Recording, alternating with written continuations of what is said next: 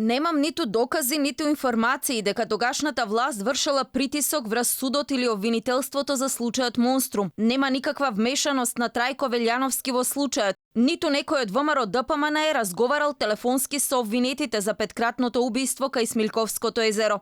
Ова се поентите од 2,5-часовното сведочење на лидерот на опозицијата и поранешен премиер Зоран Заев, што денеска под заклетва го кажа во судот на судењето за случајот Монструм. Родителите на убиените деца го потсетија Заев дека им тврдел оти возилото Опел со кое се возеле убиците било на МВР. За сега тој да објасни дека таква информација слушнал. Но апсурдот да биде уште поголем на кој предочи таткото на убиениот Александар, Горан Накевски.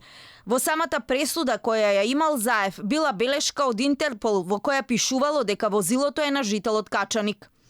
Освен родителите и одбраната на обвинетите имаше прашања за Заев. Адвокатот Насер Рауфи го праша сведокот дали се среќава на средба која ја имале и на истата присуствувале представници на меѓународната заедница, на што екс-премиерот потврдно одговори. А дали се сеќавате дека рековте дека авторот на предметот Монструм е Синиша Алексовски? Не се сеќавам дека сум спомнал такво нешто. Може сум прочитал нешто, сум слушнал нешто, зашто пак ќе кажам дека случајот треба да се истражи до крај. Заев и пред судот и пред медиумите зборуваше како Монструм се уште да е во истражна постапка. Не се сети дека во транскриптите имало и доказ дека по убиството вице-премиерот Бујар Османи бил во посета на обвинетиот Хаки Азири, а Мухамед Закири бил пријател со обвинетиот Фейзи Азири. Новинарите се интересираа зошто Заев од позиција на опозиционер говореше едно, за сега да ретерира. Заради тоа што сега постои независно правосудство, каде што премиерот не се јавува ни на обвинители ни на суди, процесот тече транспарентно, буквално можете онлайн да правите од самата седница на судските рочишта кои што се случуваат и така се носи правдата во правна држава.